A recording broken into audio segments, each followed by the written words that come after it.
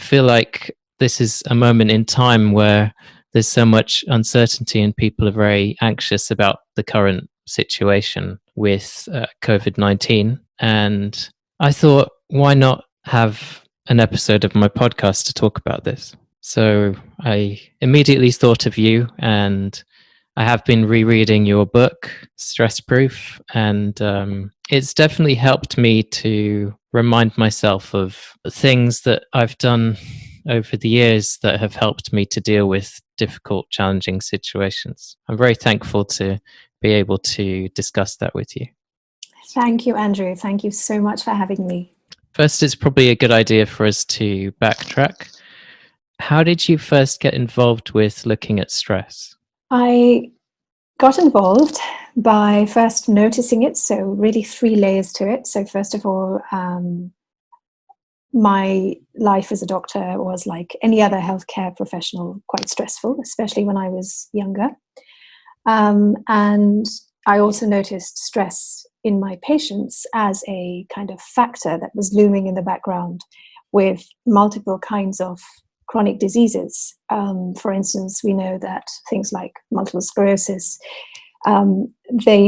patients suffering from MS tend to have stress-triggered relapses and various other disease conditions.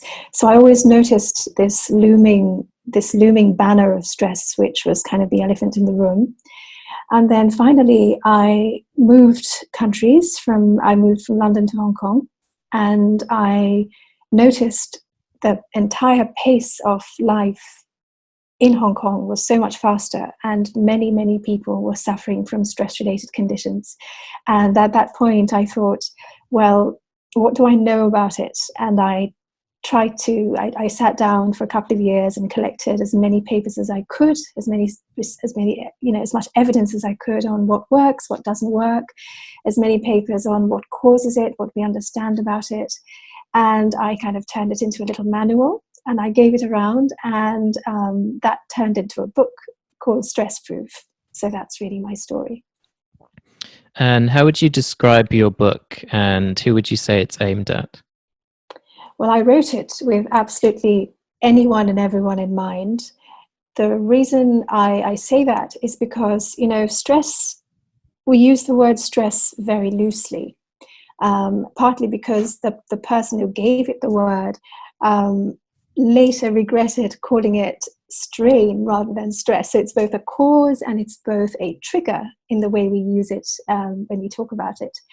But really, what stress really is, so we can broadly divide it into acute stress, which you have in the instant when you meet a stressful trigger, or we can call it chronic stress, which is when you meet many instances of stress and you don't recover, perhaps because your faculties for recovery are impaired, or because you're meeting them in too high a frequency for the curve to flatten out before you meet your next stressor.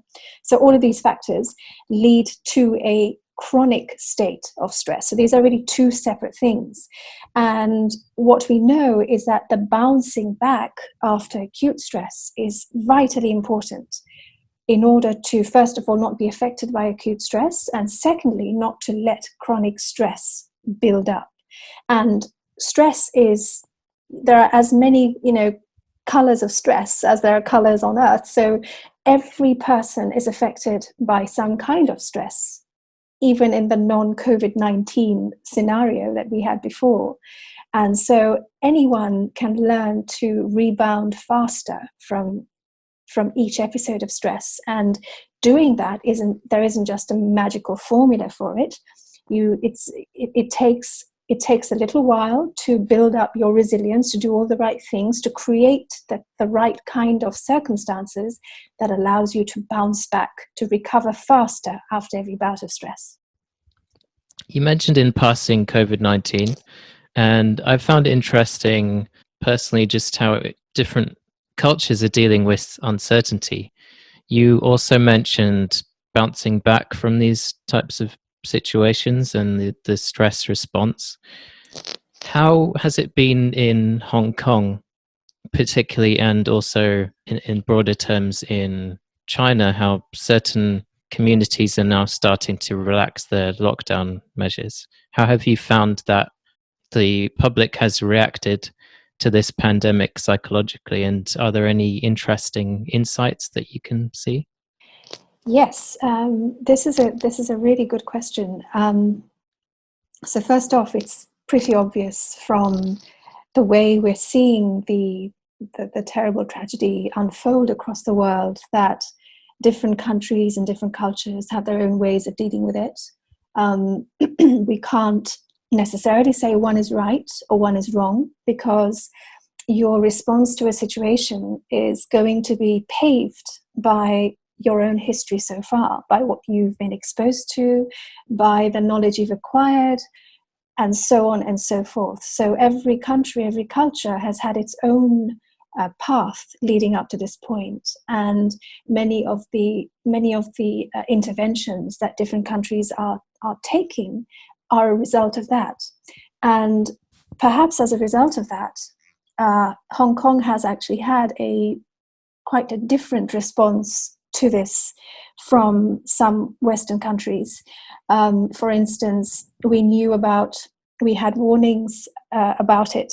Back in January, we were all told to wear face masks from January onwards, and become more careful about hand hygiene and so on. And one of the reasons why Hong Kong perhaps acted so fast is because Hong Kong has had extensive experience with a very similar situation in the past, notably the SARS epidemic of 2003. So having that very, very close, that memory is still looming if you look back, that pushed all the gears in place to allow everyone to mobilize for a faster response to the situation. And I think that beyond that, there are also, of course, other factors. So, for instance, Hong Kong, I must say, is an incredibly resilient city. Of course, all cities of the world that are standing in this day and age are resilient. But Hong Kong has had some especially trying experiences over the past year. And as a result of those experiences, Hong Kong has always been kind of, at least in my view, kind of living on the crest of a wave, riding on the crest of a wave. So, and people are incredibly dynamic, incredibly pragmatic. So I find that perhaps one of the things that's really worked is there is a tendency to always look for a goal and a solution, as opposed to looking back and finding blame or finding the cause. And it's kind of the action, the kind of run and jump to an action. I think that's been very, very marked, very notable over here.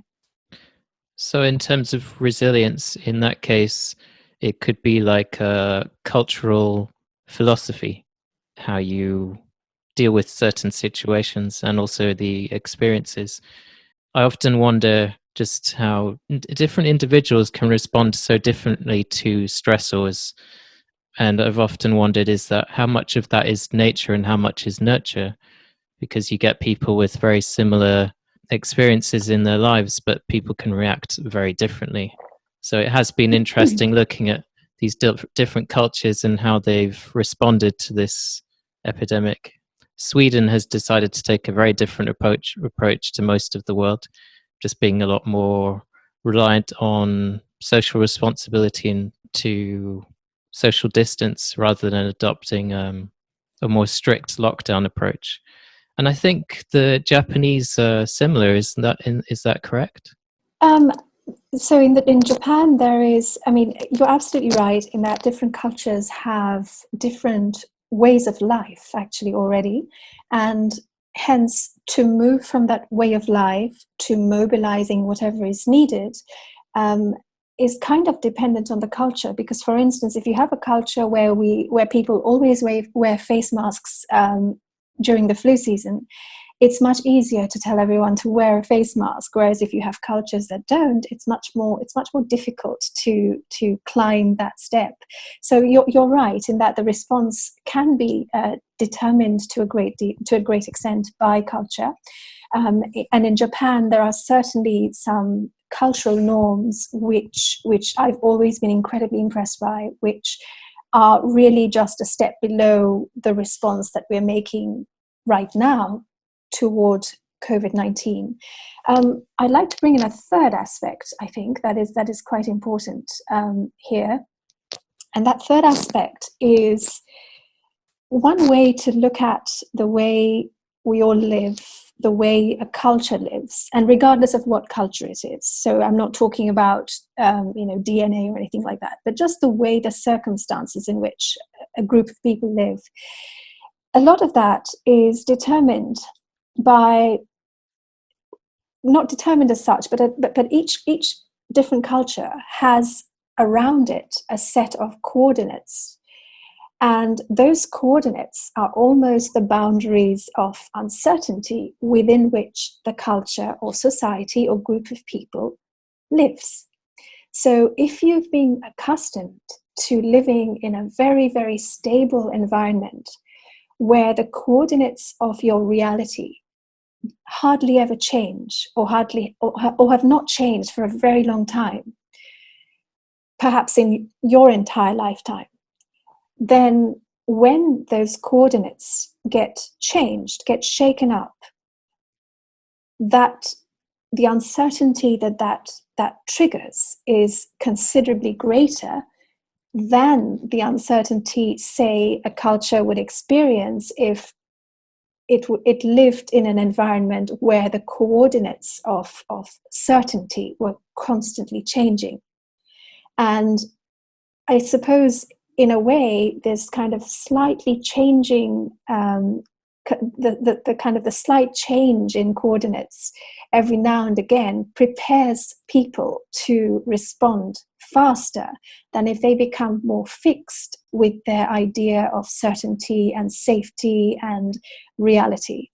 And I think that's certainly something that I find, this is just my opinion, I'm not aware of a study on this, but this is just something that I find, looking across the world, having lived in different places. And I think that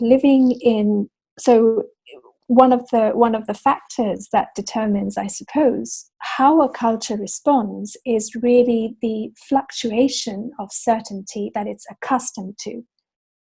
We all know, of course, that anxiety, one of the facets of anxiety is intolerance of uncertainty. So as soon as the coordinates of your reality are shaken up, until you know what the new coordinates will be and what that means, until you know that where the new boundary lies, you will feel uncertainty. So how tolerant you are of that uncertainty can sometimes be determined by your history as a culture or as a society. Yeah, and there's been, on that subject, there's been a lot of debate about governments taking control of civil liberties in this situation. And I'm just interested in the psychology of this. Do you have any views on that in relation to not just different cultures, but individuals? Yeah, so first I'll quote Elvis with the Second Amendment and say that I'm just a scientist, I'm no politician at all, and I really don't have strong political views in any direction. Perhaps I ought to, but I don't. I think that purely from a citizen point of view, so I can tell you about my experience, for instance. We've had a system here in Hong Kong that has really been incredible, to say the least, in the sense that we had, of course, we have things like mask wearing and so on, but we also have very strict contact tracing. We have a great deal of kind of people follow measures. So if you're asked to self-isolate, you will self-isolate.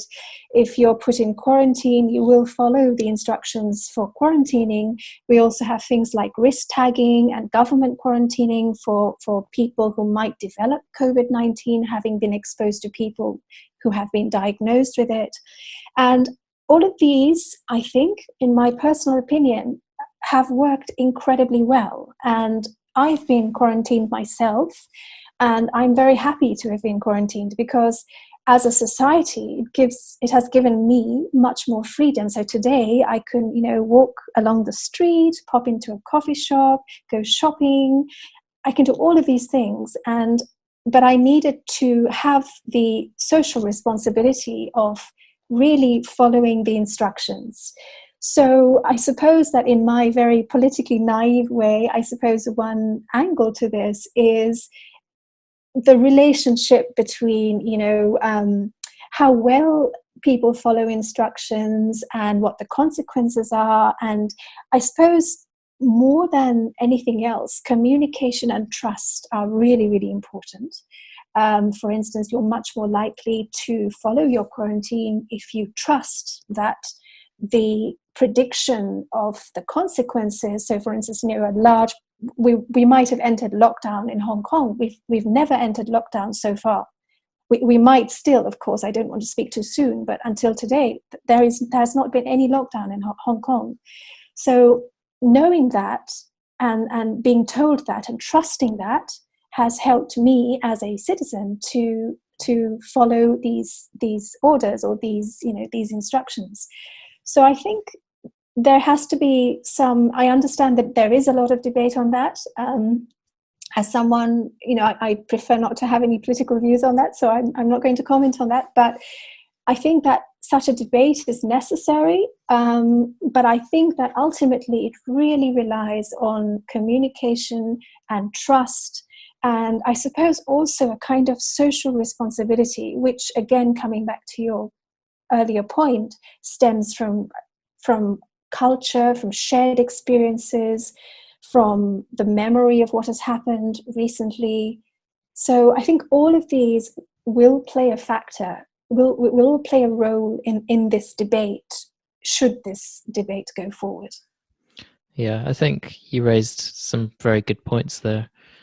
You mentioned you worked as a doctor previously in London at Queen's Square. And I worry about some of the narrative with this pandemic involving health professionals working long hours and the glorification in this country of working long hours with little rest, which I see as a huge issue in terms of burnout. You mentioned this in your book. What do you think of this culture and how does it compare to Hong Kong? So this culture of it's seen as weak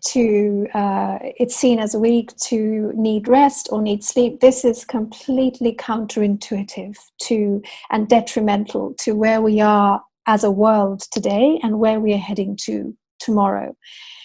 I think one of the really critical things which people are, in my view, perhaps not appreciating as much as they should, is that we are right now, with or without COVID-19, going through a pace of very fast change in terms of how we live, how we work, and how ideas spread around. In other words, we are going through the knowledge age, the information age. And in the knowledge age, products are ideas. They are problems that are being solved. They are solutions to problems. They are decisions. They are creative solutions.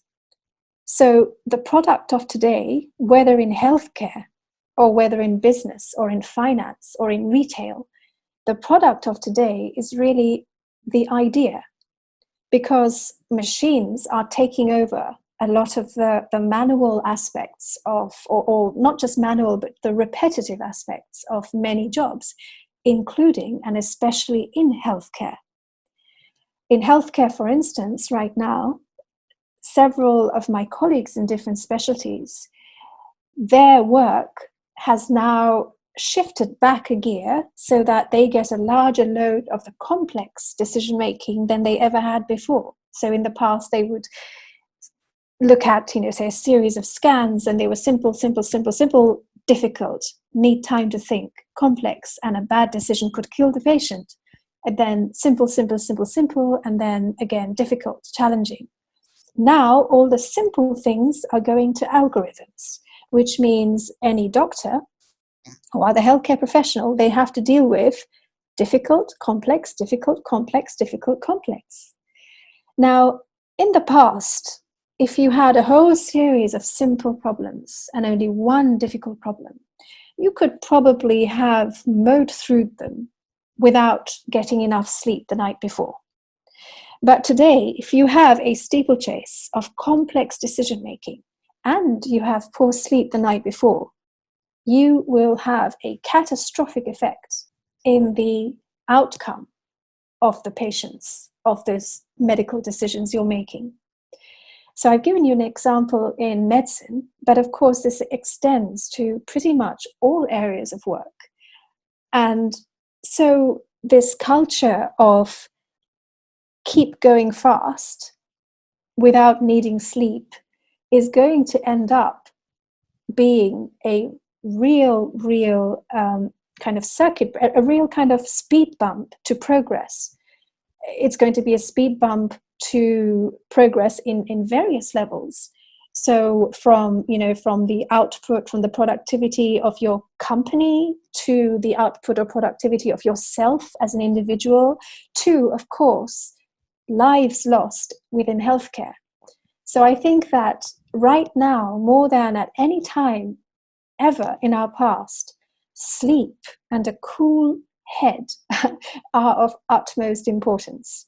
And on a more serious note, yes, you're quite right. I have many colleagues and friends who are currently seeing patients with COVID-19. They're in the front line.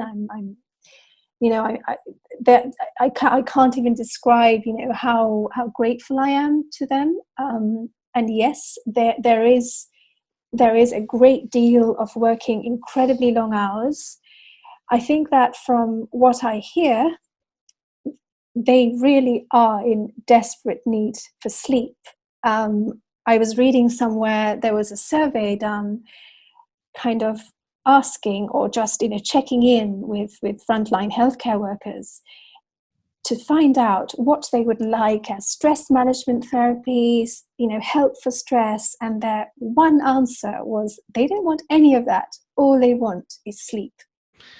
You mentioned circadian biology in your book, and it's also been shown in relation to these sleep-deprived doctors. Well, I think it could be a contributing factor, just that there's young doctors who are now dying of this disease. And it's quite hard to hear that, because we were thinking for a while at least that the disease this virus would only really be affecting the elderly and those who had underlying health conditions.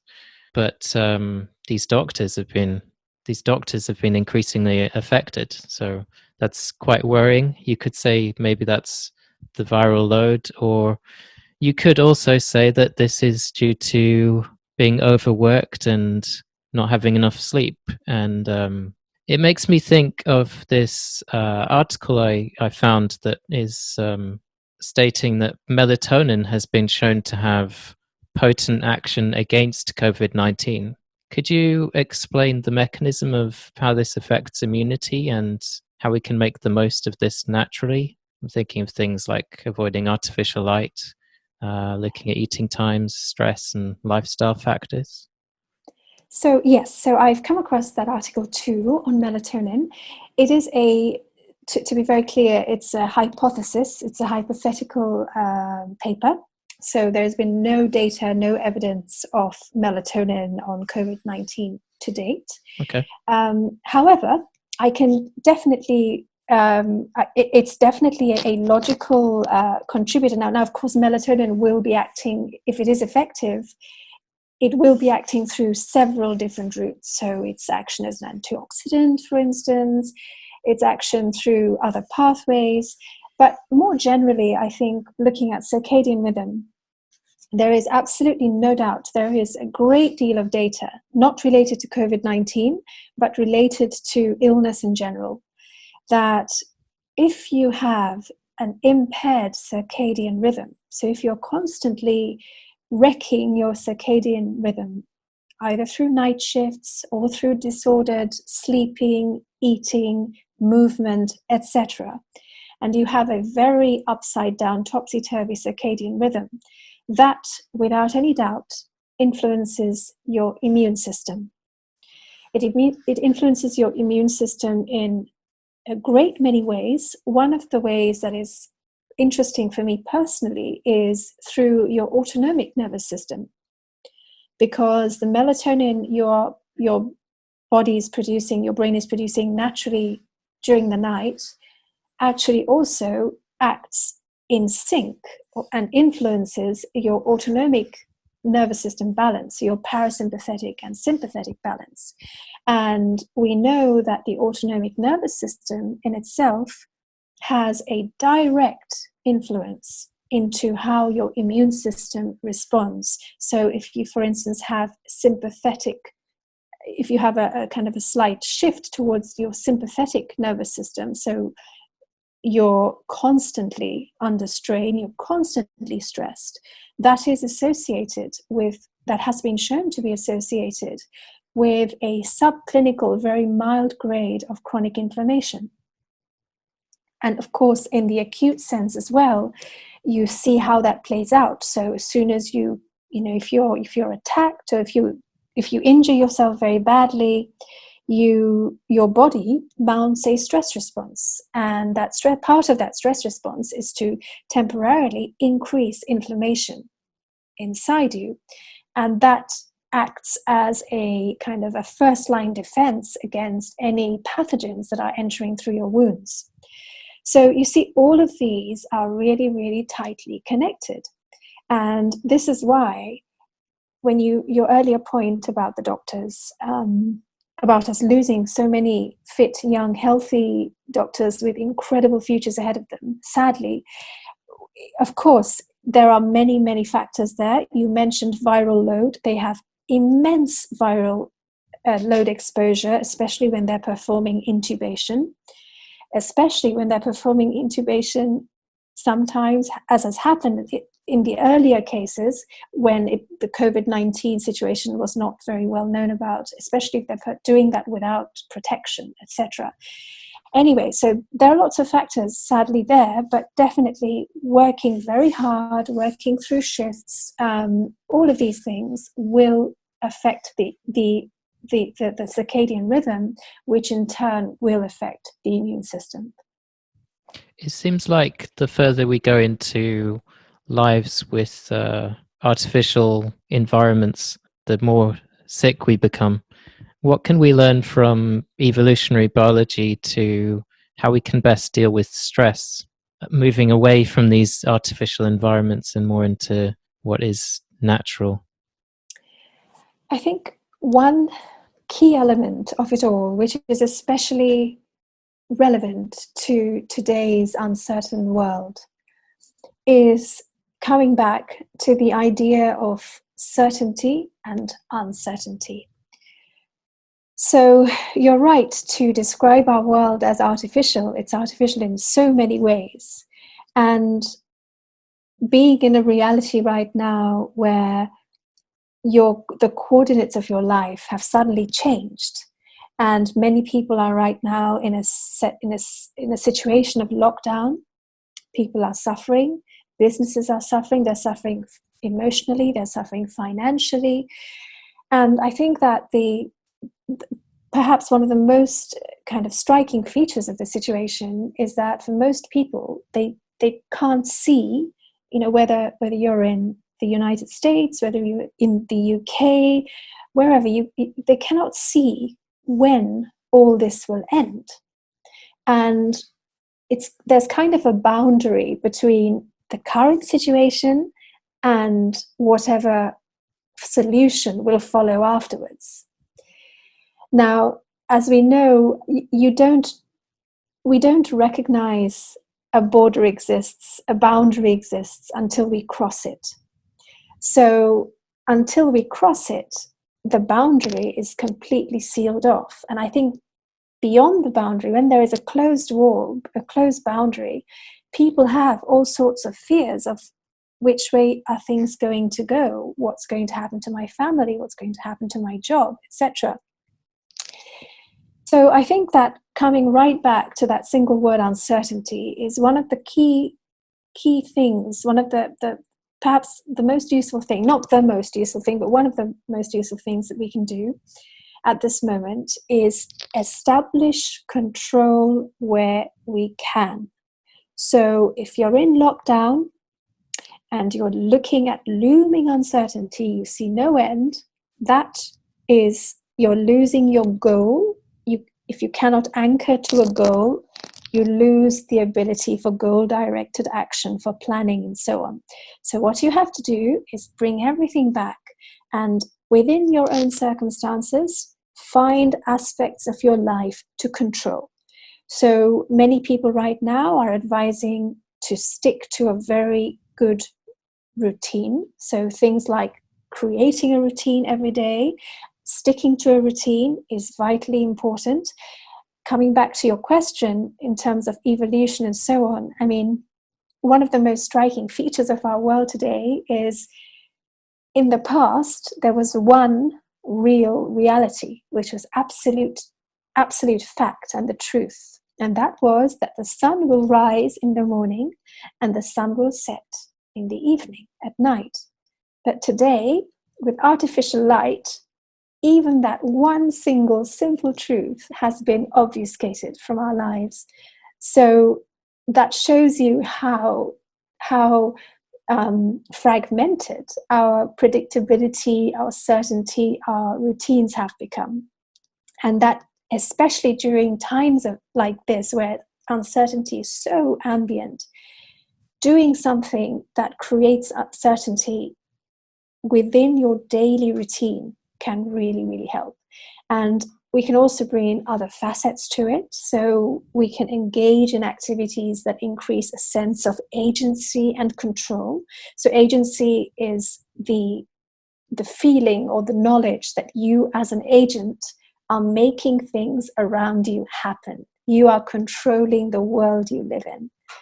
And activities that allow you to do that, so taking up hobbies, doing things with your hands, creating things, even something like lifting weights, these are all things that kind of act into that sense of agency. There is at least one study that has discovered performing yoga, traditional yoga, can increase a sense of agency, because as you're bringing parts of your body into your control, you're feeling in control of your environment. So really it's the aspect of control, I think, and creating certainty within uncertainty that is key at the moment. In addition to that, bringing your goals ahead, so forward. So instead of having a goal that was supposed to happen in June or next month, bring a goal in that happens today.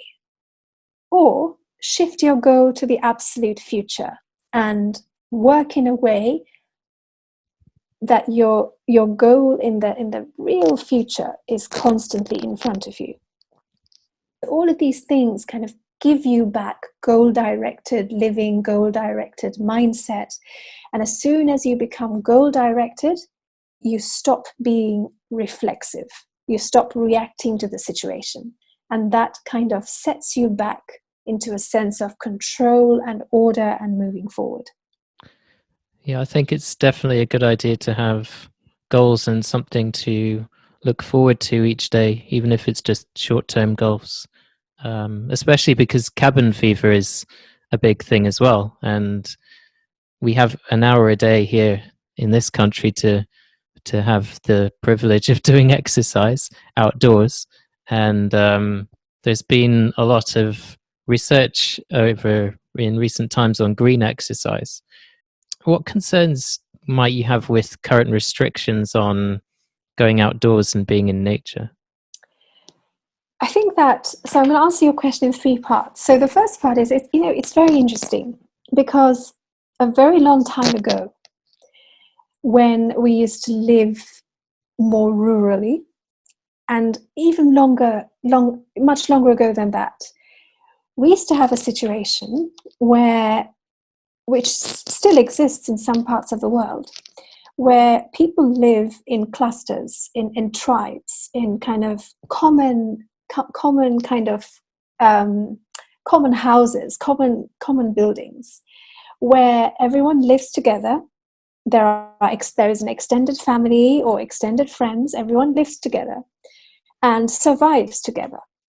And during that time, people used to have to leave their home to get some privacy, to get to kind of calm down. We now have a situation where many of us live in much smaller family units, or many of us even live by ourselves, and we have to go outside to meet people. So this kind of dynamic between socializing and loneliness, or socializing and a moment of quiet, has kind of become reversed. And I think that right now there are really two kinds of situation that people are finding themselves in. So one situation is people are clustered together with their family, with their partners, with their friends, and to a degree that they've not been before. So instead of spending, most of the week working, socializing, and then coming home, almost everyone right now is home with the rest of their family and friends constantly. So in that situation, getting a little bit of quiet, a little bit of privacy, a little bit of time out is vitally important. On the other hand, there are now people who are living alone, who've always gone out to socialize, and for them, staying at home brings incredible and immense loneliness. Now, with regard to heading outside and getting nature, so there are many studies now. They're mostly observational, but some of them also measure things like cortisol, things like alpha amylase, and so on, that suggest that exposure to nature per se in itself has a very calming effect on us. Now, one way to look at it is you can say that it's possible that we've always been used to having nature around us, but taking nature away through living in an urbanized life puts us in a state of perhaps of mild stress. I'm extrapolating here. So going back into nature actually calms us down. Whatever the cause, it is absolutely true that nature exposure is very calming. And especially in today's time where there is so much uncertainty, but you go outside, you see a tree, and you know that tree will carry on living tomorrow, whether COVID-19 lockdown is still in place or not. So nature in many ways offers a sense of stability. It offers a sense of appreciation of really the scale of the world, of the scale of your current situation. So I think nature exposure is, from my personal view, is that it is vitally important, especially heading outdoors and getting some semblance of nature.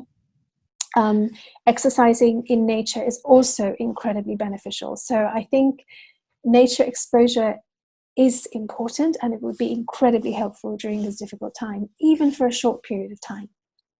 Yeah, and I think that ironically, at this moment in time, it's probably the best time to go out in nature, because the air has never been cleaner. I noticed that when I've been going for my walks in the morning. So that's got to make some positive differences as well, just in terms of general health and immunity. Absolutely. And I think at this moment we are seeing many interesting things similar to what you just described, which we could only have guessed or surmised or imagined in the past. So many, I think there's a Welsh town where goats are taking over, well, they're not taking over, but they're roaming the streets. I saw another picture of birds coming and clustering around the windows. So it's definitely a very, very interesting time. But on a more serious note, you're absolutely right. I mean, air pollution itself, there is some evidence that it causes a great deal of harm and may be contributing to mortality rates. So right now, we're now kind of living in a flip side of that, where when you are going for your 15 minutes, you're probably getting much fresher air than you would have done before. Yeah, and just having that awareness of air quality maybe will influence us in future to change policies with climate change and all these things. So if it, depending on how you look at this situation, it could leave you with some positive results in contrast to all the perceived negatives. So yeah, there is some light there, I guess. I think there are great many positives. I mean, I don't mean to sound overly optimistic right now, but honestly, if you really see the situation, yes, there is a terrible tragedy, and there is no optimism that can in any way lessen that tragedy that's going on. But moving forward, I think that we will have learned a great number of lessons, from all of this, and learning those lessons has the potential to make us, not just as a country or as a culture, but as a world, far more resilient and far wiser to some of the decisions we've made in the past. Not just as a world, of course, but also within each country, within each society, as we all go through this terrible tragedy. The lessons that we are learning are going to be really, really, really important. The other side of it is, of course, as we go through our lives, if you've always lived in a way that your coordinates are very, very fixed and very close to you, very narrow, and then something suddenly shakes your world, your coordinates kind of expand, but with a lot of tension, with a lot of readjustment required. But if you've gone through life where you've gone through some tested times, and of course, we all know of the incredible resilience of survivors from the 2 world wars, survivors from the Holocaust, etc. If you've gone through a situation where you are really, really pushed to your edge, and you learn what your edge is, you learn your boundaries, then suddenly the sides of the wall of the room you live in suddenly become clear to you. Before that, you don't know what your boundaries are, and so you feel afraid. So right now, having had this experience, every one of us who's lucky enough to survive it and move forward, we will have an updated view of modifying our coordinates. We'll be more comfortable when our coordinates are shaken again in the future, and we will learn the best way to respond to it. So, of course, all of these lessons will come in hindsight. We have to survive this tragedy first, but there is no doubt that with hindsight, there will have been many lessons learned during this. We mentioned exercise. What kind of exercise might be most beneficial for brain health? I know different people have different ideas on this. So, first of all, exercise of all kinds is good. It's vitally important to exercise.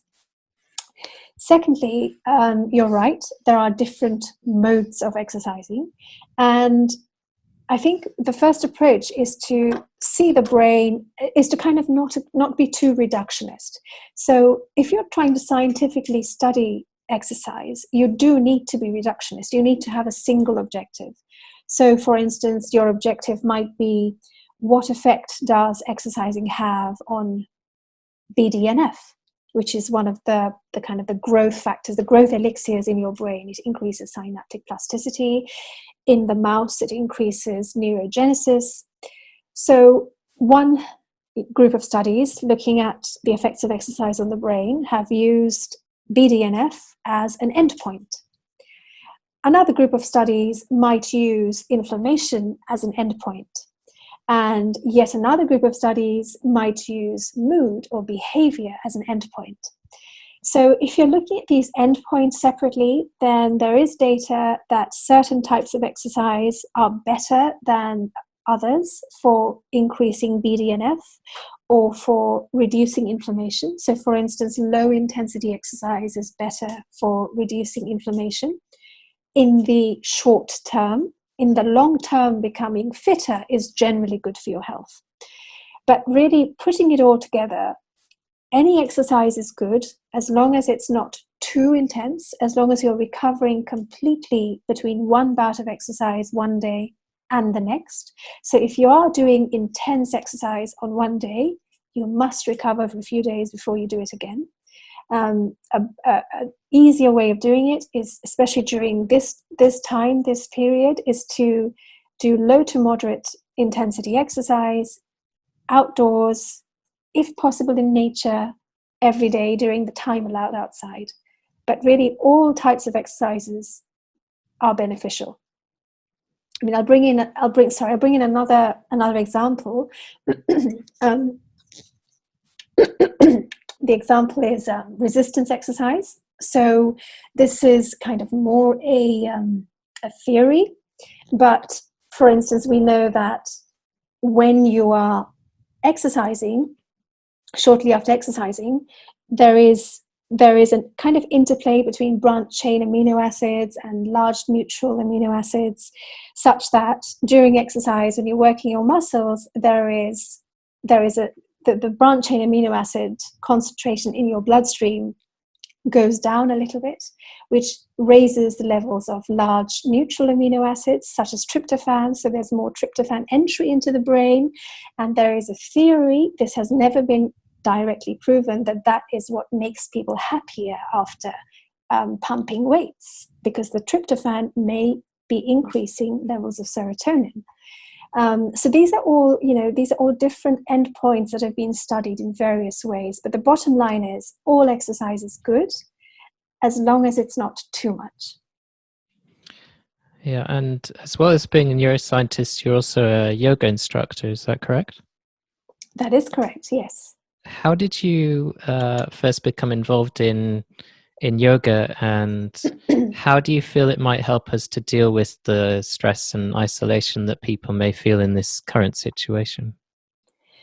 Well, I got involved with yoga actually a long time ago, but I really entered into it more intensely when I was, shortly after I was a junior doctor, because, well, really when I had time to do it during my career.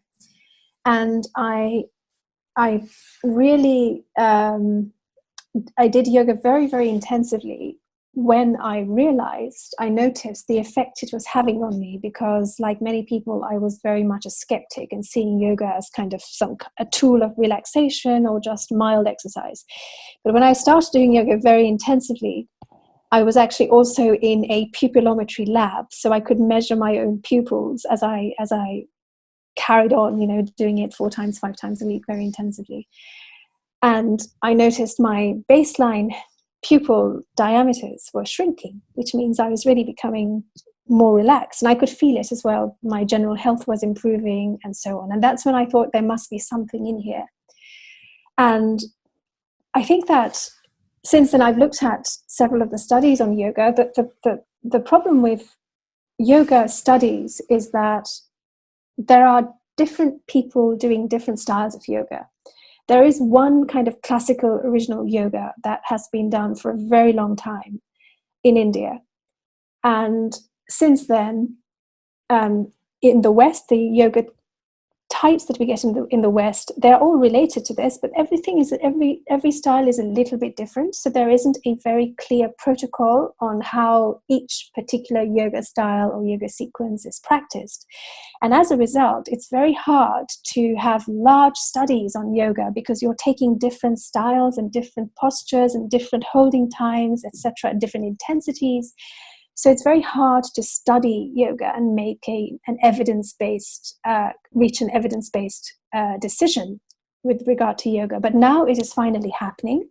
There are several studies out there which have demonstrated the regular practice of certain yoga styles, especially this original yoga style, enhances stress, improves stress reactivity, improves emotion regulation, increases a sense of agency, and of course affects your autonomic nervous system balance. And in answer to your question, I think at the moment the studies are still appearing, so we don't know exactly why or how yoga works, but there are certain elements of yoga that explain or that suggest how they may work. So, for instance, one aspect of yoga, which is in every posture, is, of course, the breathing control, the breath control. And we now know that there are some yoga postures which are entirely to do with breathing exercises. And we now know that this relationship between your respiratory rate, between how fast and how deeply you're breathing and your state of mind is actually, it's becoming very clear. So we now know, for instance, that there is a pathway that exists between a part of the brain called the pre-Bürzinger complex, pre-Bürzinger nucleus, which is kind of the center, or one of the areas related to your respiratory breathing rhythm. And there is a pathway that goes from there to another part of the brain called the locus ceruleus, which is your noradrenergic center of the brain. It's kind of your kind of headquarters of noradrenaline, and hence one of the key headquarters of your sympathetic nervous system. And we know that these two parts of the brain are related. So if you take a mouse and you slow down their breathing rate, that influences the rate of firing of certain neurons within the locus ceruleus, which affects how vigilant, how kind of excitable you are. So that's one aspect. The other aspect of yoga per se is the fact that there are different components, but the stretching component of yoga and the holding component of yoga actually slightly raises sympathetic activity. But then when you release the posture, it really raises parasympathetic activity. And studies show that measures of heart rate variability are in the high frequency part of that are increased, so which suggests that your levels of your sympathetic to parasympathetic balance changes in favor of your parasympathetic balance, and that explains why people feel calmer after doing these postures. The third aspect is, of course, yoga, like tightrope walking or some other difficult activity, requires a great deal of concentration. You are putting yourself through an artificially created challenge, because a posture might involve balancing or might involve holding something when you don't want to. And within that artificially created moment of challenge, you are forcing yourself to overcome that challenge and keep doing the posture. And as soon as you grow bored or distracted, you might fall out of the posture. And so by doing this repeatedly, first, you develop a sense of control over your own body. Second, you learn how you can regulate your own mind to stay calm and stay in control when you're in a situation that is stressful. So I think all of these factors play a role in yoga. Yeah, and I definitely feel that how you breathe is definitely an underrated form of managing health. What form of yoga would you say you practice the most, and why? So for me personally, I absolutely love the hot yoga sequence. Now, to be very clear, heat is not for everyone, and I appreciate for some people it can actually be dangerous. So you have to know that it's safe for you to practice it. But for me personally, it has been an extraordinary change in my life. In answer to your question, why? So I can only think of a few reasons. The answer is really, I don't know, but for me personally, it has been incredible. Some of the reasons might include, firstly, there are two components. You have the component of heat regulation, thermoregulation, which your body is forced to do when you're doing yoga in the heat. And second, you are doing a set. So I follow the very traditional style Bikram yoga. So in that series, you have a fixed set of postures with very, very clear directions. So combining the two together, there is a great deal of data on sauna use. improving measures of well-being.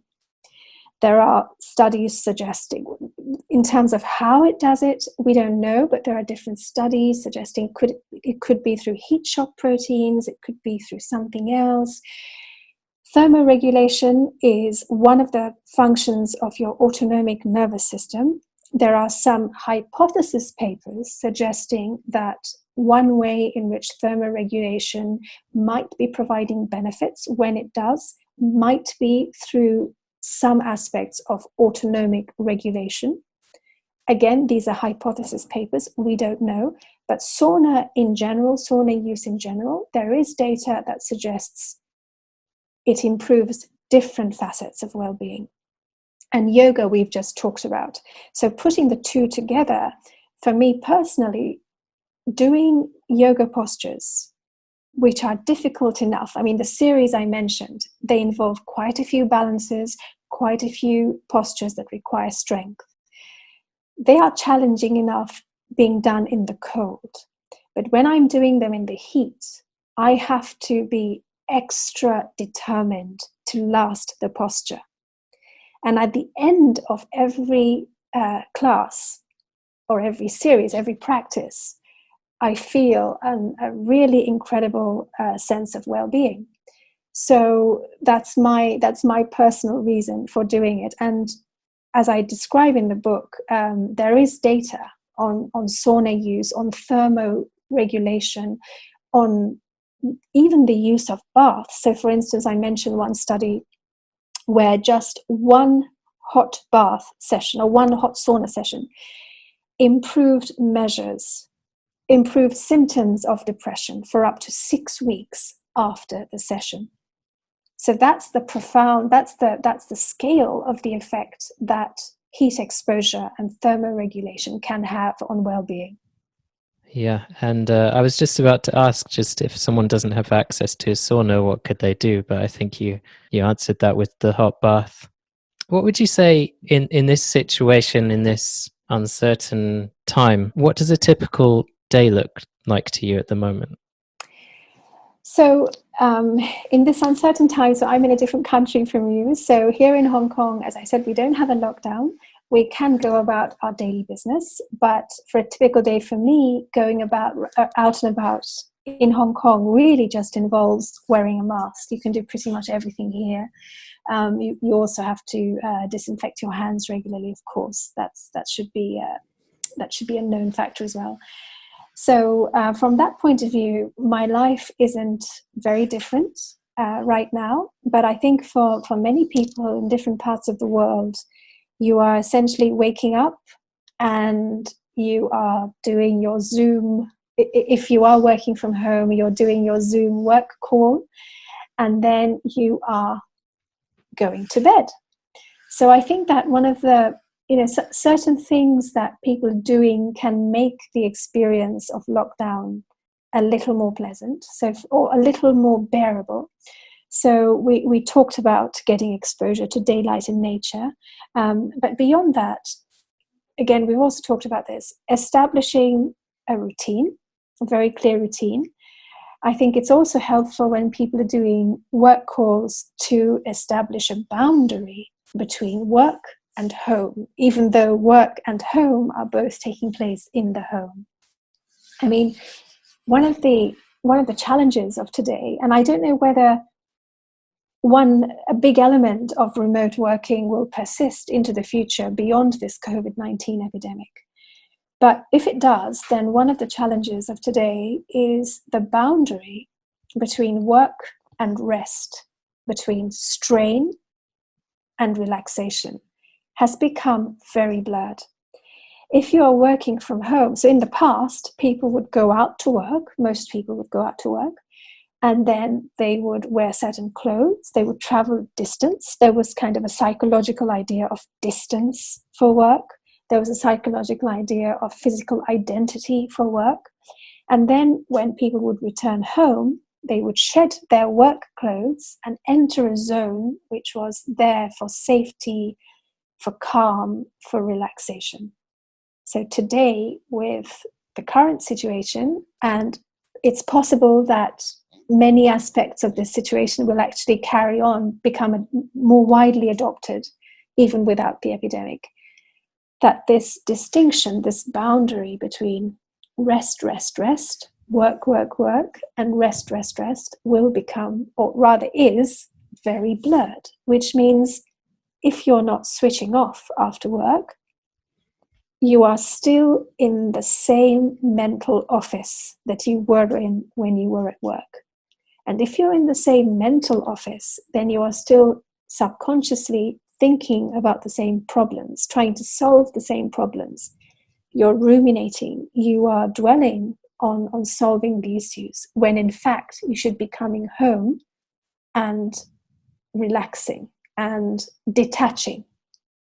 So if you are working from home, wear different clothes, even if you're doing a Zoom interview from the top half upwards. Dress as if you would for work.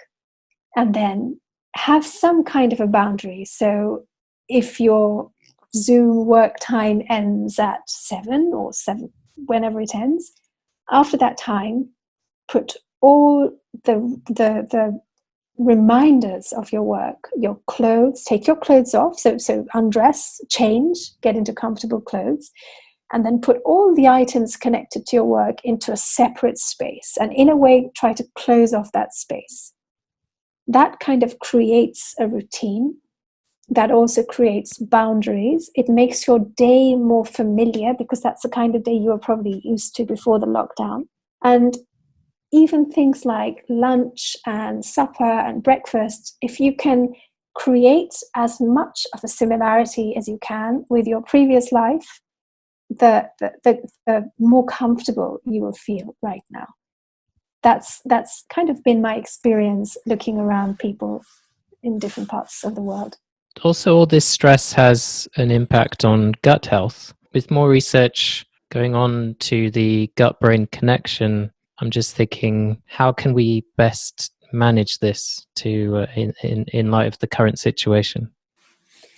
So I would say that you're right. You're absolutely right. There is a great deal of evidence that being sedentary, sitting on your chair for prolonged periods of time, is detrimental to gut health. So exercise is incredibly important for your GI system, for your digestion. So putting in exercise during the day is vital. So if you're allowed time outdoors, that's great. But even if you're indoors, just doing freehand exercises, whether you're just doing squats, whether you're just, jumping. I mean, I have a little mini trampoline I have in my home all the time. So if we ever do go into lockdown, I will be using that. But really, any kind of movement is very important to aid digestion in general. And I've also quoted studies showing that sitting for a prolonged period of time increases insulin resistance. So there are many angles to this. So exercise would be the first. The second is, I would also observe very strict circadian rhythm when it comes to eating. I mention the studies in my book relating to time-restricted feeding. So many of us, if you're sitting comfortably at home and you've got a month's supply of food in your kitchen, it's very tempting to kind of go and nibble, go and get some snacks, or just cook interesting things in the evening, etc., which is all great. It's very important to keep yourself entertained and do fun things, but it's very important, more important than ever perhaps, to maintain a very strict regularity with regard to meal timing. So make sure you're spending the bulk of the day not eating.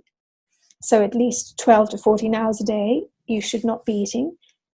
So have your last meal very early in the evening, so that you have an empty stomach when you go to sleep at night. And of course, on top of that, given those two things, you also have to look at what you're eating. And again, on that note, I think right now we are all a little bit restricted with imports, being blocked, and also with access to supermarkets, etc., to grocery stores. So there, do the best you can. But outside of that, time-restricted eating, Make sure you don't eat more than you need to. So only eat until you're, I love the Japanese expression, hara hachibu, only eat until you're 80% full or you feel full. So don't overeat, basically. And make sure you go to bed on a nice empty stomach. Yeah, I think that's so important. It's what I follow myself. Well, I think we've covered everything that I wanted to ask. You've been fantastic. Thank you so much for agreeing to do this. Anything you'd like to share with my audience? Well, first of all, thank you so much for having me. I think the world is lucky to have you and have these podcasts to give everyone a lot of hope. I suppose, yes, I would share one thing with your audience. Many people listening to you are probably in lockdown, whether in the United Kingdom, whether in the United States or elsewhere. And when you're in this situation and you can't see the light at the end of the tunnel, it's very worrying. So I suppose I would like to offer everyone a light at the end of the tunnel and say that here in Hong Kong, we have adopted the measures that the whole world is currently adopting, apart from the lockdown, everything else. So the masks, the contact tracing, the testing, so on. We've adopted this already. And as a result, right now, we can just go about our business. We can keep running our businesses. We can have as normal a life as possible. Admittedly, schools and colleges are shut. But, within those given those caveats, we're having as normal a life as possible. Yesterday I went to the park, we went out for lunch, all of these things. And that is all right round the corner for all your listeners listening, because you're adapting the measures now that we adopted a couple of months ago. But that means now that you're adopting the measures, you will be exactly where we are very, very soon. So everyone is taking action. It's very important to focus on the future. I think I'll finish off by quoting James Stockdale, who was a Vietnam War veteran. He was also prisoner of war.